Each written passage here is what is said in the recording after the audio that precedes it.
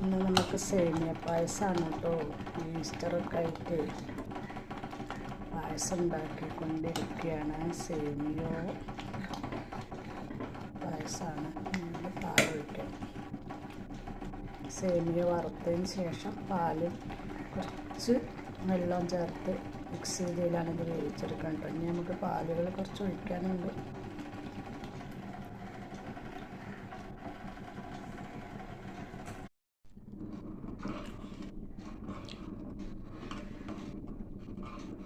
നമ്മളിതിൽ 300 ഗ്രാം പഞ്ചസാരയും കൂടിയും ചേർത്തു കേട്ടോ.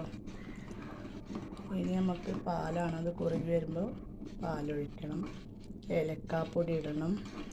നെയ്യിൽ അണ്ടിപ്പരിപ്പും മുന്തിരിങ്ങയും വറുത്ത് ഇടണം. ഇതാണ്ട് പായസം വ്യവഹാരമായിട്ട് നമുക്ക് ബാക്കിയുള്ള പാലൊക്കെ ഇതിൽ ഒഴിക്കാം. പാൽ എത്ര ഒഴിച്ചാലും കുഴപ്പമില്ല കേട്ടോ. 2 ലിറ്ററോ എന്തായാലും 2 ലിറ്റർ പാൽ വേണ്ടി വരും. ഇതൊരു 250 ഗ്രാമിലേറെ ഉണ്ട് കേട്ടോ.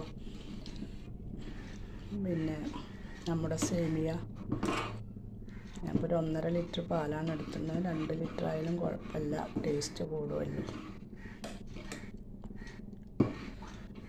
നമുക്ക് ബാക്കിയുള്ള പാലൊഴിക്കണം.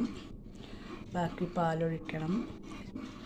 ഇത് വെന്തതിന് ശേഷം ഇനി അത് കുറുകി വരും കേട്ടോ. സേമിയ ആയതുകൊണ്ട് നന്നായി കുറുകി വരും. ഇനി പാലൊഴിച്ച് കൊടുത്തോണ്ടേ ഇരിക്കേണ്ടി വരും.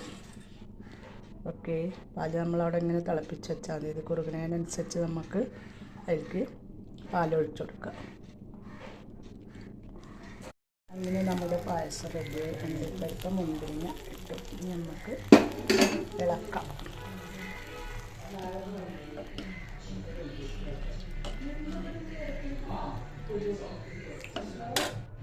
ready.